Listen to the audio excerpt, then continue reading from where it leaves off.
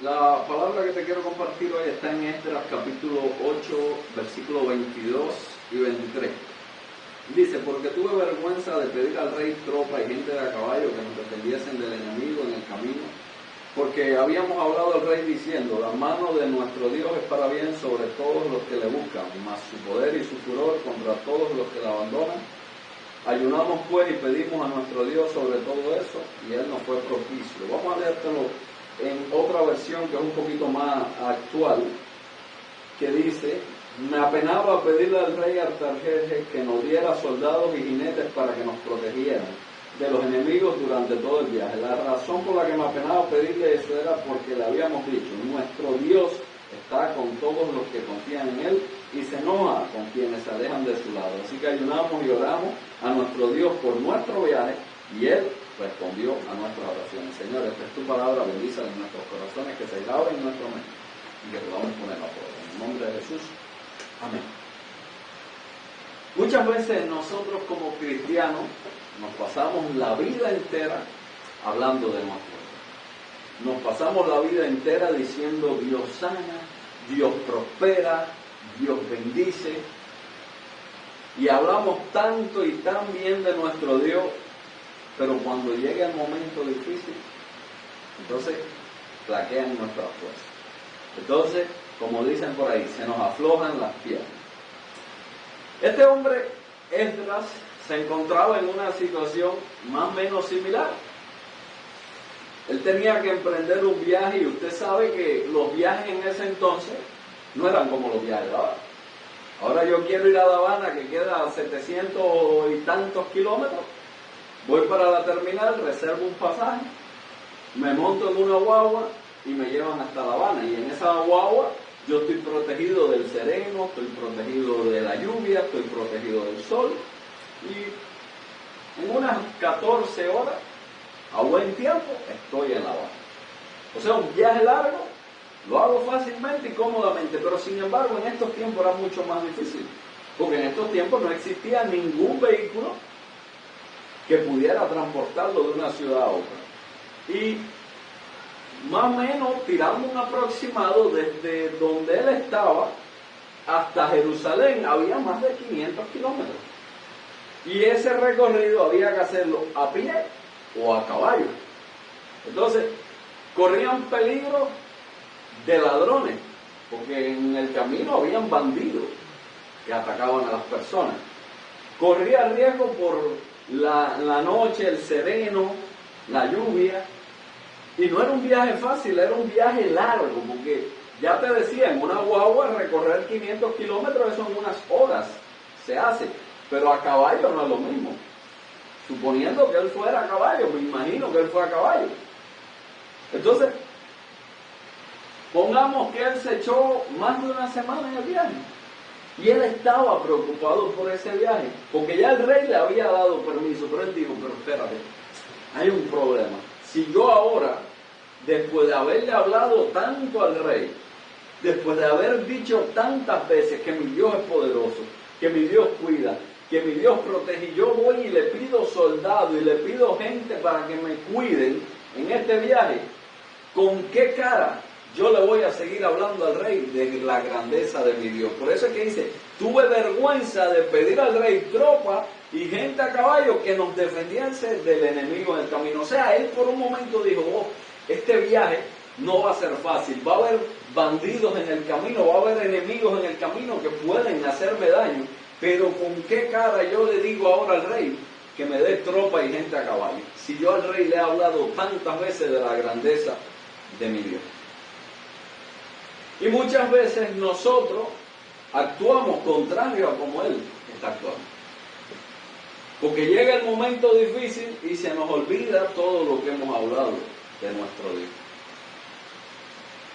Si usted ha declarado la grandeza de Dios, si usted ha hablado a las personas de la grandeza de Dios, es precisamente para que cuando llegue el momento difícil usted se apriete el pantalón, se apriete la sayita y diga: yo sigo declarando que mi Dios es grande. Porque nuestras palabras nos ponen a prueba. Nuestras palabras nos ponen a prueba en la vida. Porque Pedro, que era un hombre impetuoso, Cuando Jesús le dice, voy a morir y todos ustedes se van a dispersar, Pedro enseguida gargantea, no Señor, aunque todos estos te abandonen, yo no te voy a dejar. ¿Qué fue lo que le dijo Jesús? Dijo, Pedro, me vas a negar 3 veces. Tus palabras mismas te van a juzgar.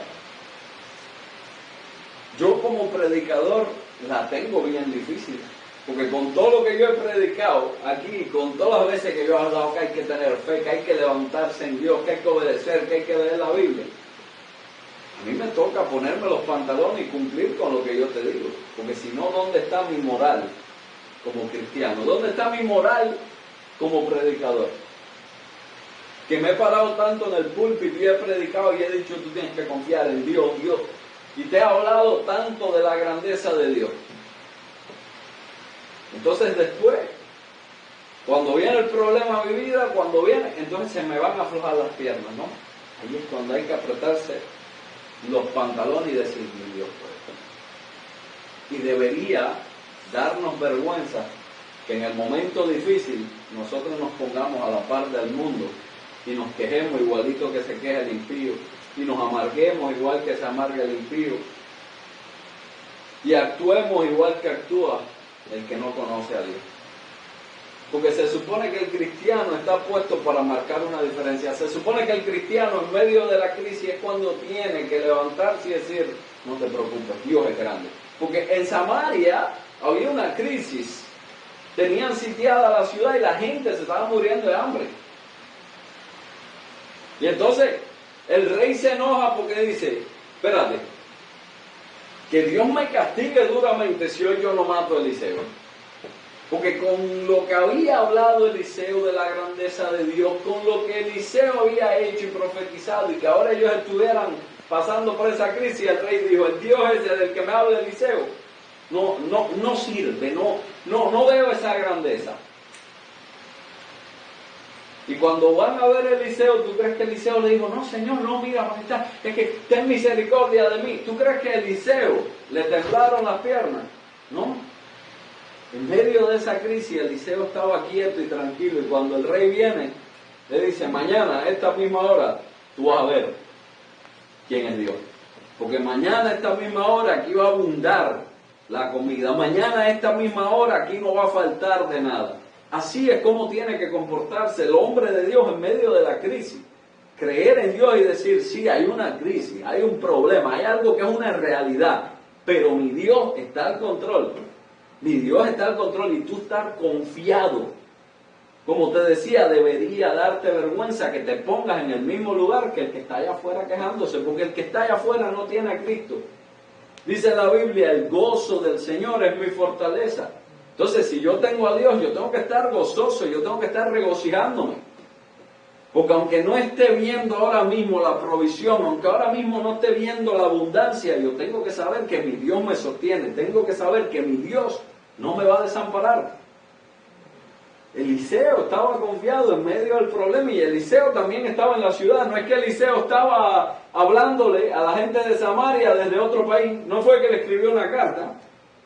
No es que Eliseo estaba en Estados Unidos y le dijo, Daniel, no te preocupes que mañana ustedes allá en Cuba van a tener abundancia. No, Eliseo estaba en la caliente, como dicen en la calle. Él estaba pasando el mismo trabajo que pasaban todos los que estaban a su alrededor. Pero Eliseo no iba a avergonzar el nombre de Dios. Él no podía ponerse a la par de la gente. Y te puedo hablar de tantos hombres de Dios en la Biblia que en medio de crisis, en medio de situaciones, se levantaron. No se avergonzaron de Dios. El mismo Daniel no tuvo temor ir al foso de los leones. No tuvo temor, él dijo, yo no voy a dejar de adorar a mi Dios. Ahora porque hay una ley, yo no me voy a esconder, yo voy a seguir adorando a mi Dios, yo voy a seguir orando. No me voy a amedrentar, no me voy a comportar como se comporta el impío, porque tal vez muchos de los israelitas que estaban cautivos allá en Babilonia, tal vez cuando el rey dio ese edicto, todos ellos dijeron, bueno, espérate, no vamos a orar más, vamos a cuidarnos. Pero Daniel no, Daniel seguía orando donde todo el mundo lo veía. ¿Por qué? Porque él no podía avergonzarse de su Dios. Él no podía avergonzarse y actuar igual que actuaban los inconversos, los impíos. Esdras muchas veces le había dicho al rey: la mano de nuestro Dios es para bien sobre todos los que le buscan, mas su poder y su furor contra todos los que la abandonan. Nosotros tenemos que tener esta frase metida en nuestra cabeza. La mano de Dios es para bien sobre todos los que le buscan. Si usted está en conexión con Dios, si usted tiene una buena relación con Dios, si usted tiene buena comunión con Dios, usted tiene que saber que aunque no esté viendo nada, la mano de Dios está sobre ti. Está sobre ti para bendecirte, está sobre ti para sacarte del problema, está sobre ti para que cuando tú te estés hundiendo, Él tenderte la mano y levantarte. Está sobre ti la mano de Dios. Pero lo dice, hay una condición, dice, está para bien sobre los que le buscan, pero el furor está sobre los que le abandonan, sobre los que no cumplen su ley. Entonces, si usted está bien con Dios, si usted está agradando a Dios, si usted vive una vida conforme a Dios, usted no se puede desesperar, usted no se puede incomodar, usted no se puede molestar por lo que esté viviendo, porque tú tienes que saber que tu Dios va a pelear por ti. El que sí tiene problema, el que sí se tiene que amargar, el que sí tiene que estar preocupado es el que está allá afuera, que no tiene a Dios. Porque dice que el furor de Dios está contra todos aquellos.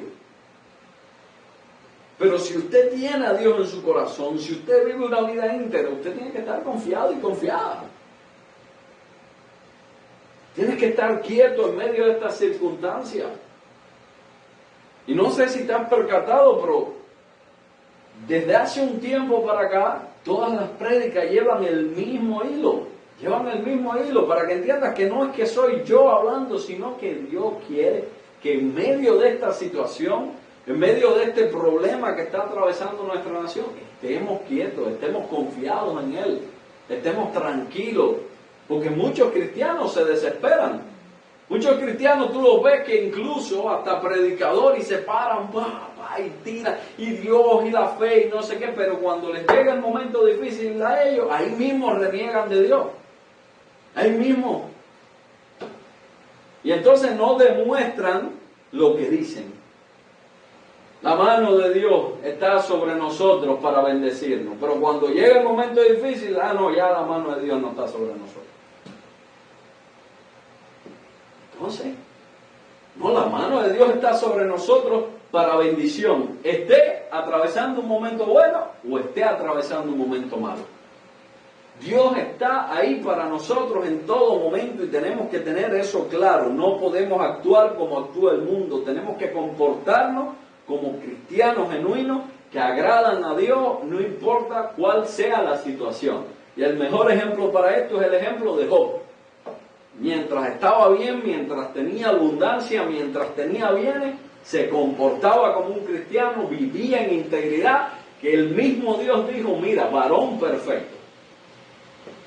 En medio de la abundancia, pero cuando llegó la escasez, cuando tuvo problemas, cuando se enfermó, cuando se vio en crisis, ¿qué hizo? Jehová dio, Jehová quitó, sea el nombre de Jehová bendito.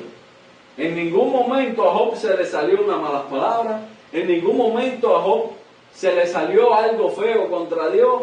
Job no dejó de actuar como un cristiano. Sí, al final se quejó porque entiende, es un ser humano y ya había pasado un tiempo. La Biblia no dice cuánto, pero pasó un tiempo. Y fue bien dura la prueba de Job. Y al final, bueno, Dios quería tener un trato con él. Pero esa actitud inicial de Job, ese choque que él tuvo contra la realidad, que en un día le mataron los hijos, los animales, perdió el dinero, y aún así, él no dejó de comportarse como un varón de Dios. Eso es lo que tenemos que hacer tú y yo en medio de la circunstancia difícil. Saber que la mano de Dios es para bien sobre nosotros. Saber que Dios está con nosotros.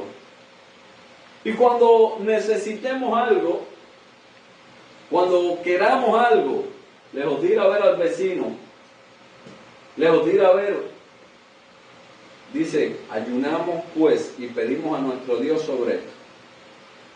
Porque muchas veces tenemos un problema y corremos para el vecino. Muchas veces tenemos un problema o una necesidad y corremos para el inconverso. ¿Por qué primero no buscas de Dios? ¿Por qué primero no vas a lo secreto y hablas con Dios?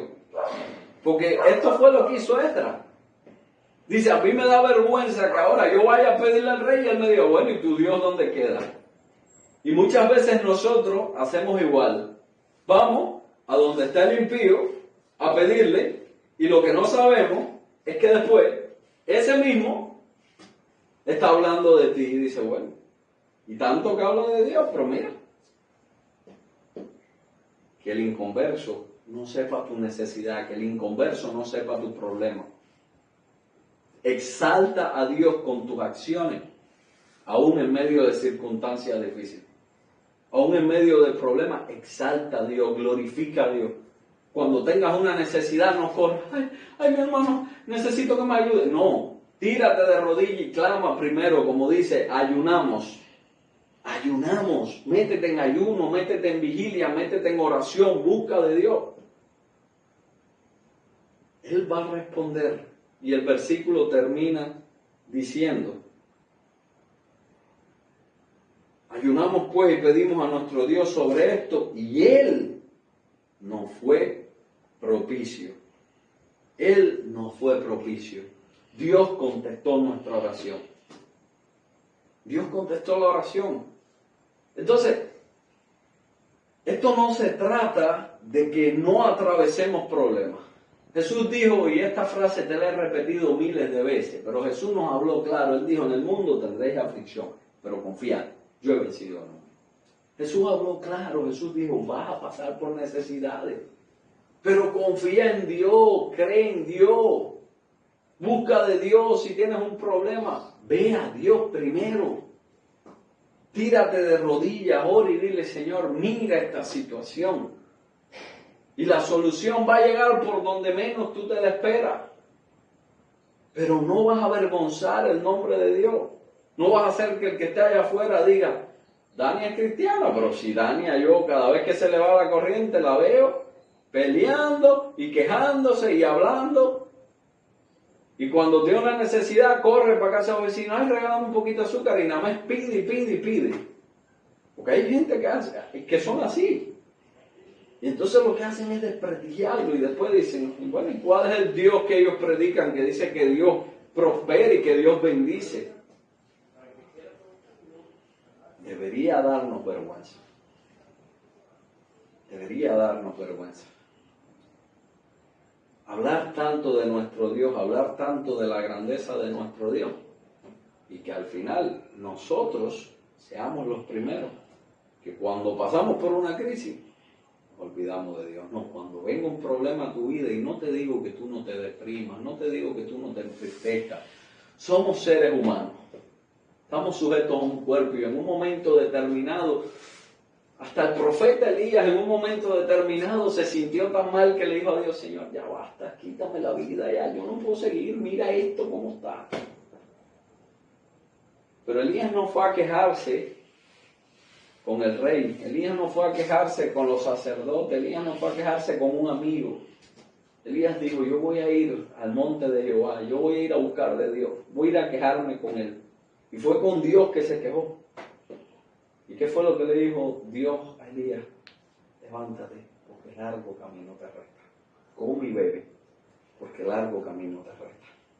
Todavía hay trabajo para hacer. Tú piensas que tú eres el único, pero no eres el único. Hay 7,000 que no doblaron rodillas. Entonces, ¿qué Dios le estaba diciendo a Elías?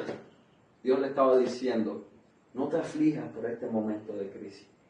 Levántate y sigue. Sigue caminando. Dios le estaba demostrando a Elías que todavía él era Dios. Porque Elías pensaba que él era el único que había quedado. Pero Dios le dijo, no, tranquilo, ya yo tengo mi plan. Hay 7,000 que tú no los conoces, pero no doblaron rodillas. Entonces, si tú no buscas de Dios, tú no vas a entender los planes de Dios. Elías en su mente decía, bueno, yo soy el único. Estoy embarcado porque soy el único. Pero Dios tenía 7,000 que Elías ni conocía. Entonces tú tienes ahora un problema y tú dices, Dios mío, ahora ¿cómo yo salgo de esto? ¿Qué hago? Y en tu mente tú no ves el plan de Dios. Pero cuando tú vas a Dios y le buscas, entonces Dios te dice, tranquilo, aquí está la solución. Aquí está el plan mío. Esto es lo que yo voy a hacer.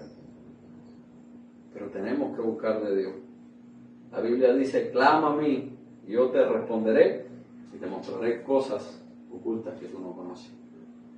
Cuando clamamos a Dios, cuando buscamos de Dios, Él obra, Él trabaja y Él contesta nuestra oración. Aunque a veces te parezca que tu oración no pasa del techo, tu oración llega al trono de Dios.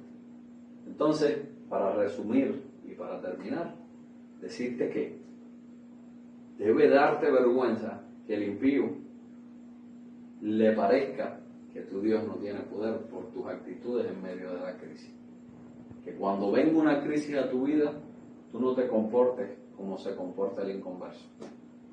Que cuando venga una crisis, así como en los momentos buenos decía, Jehová Jireh, en los momentos malos, tú también sepas decir, Jehová Jireh. Dios provee. Dios está al control, Dios me va a bendecir, Él no me va a desamparar y Él va a obrar en mi situación. Mi trabajo es estar orando, estar buscando de Dios, estar buscando su dirección y Él se va a ocupar de mí. Que Dios te bendiga en esta tarde. Amén. Amén.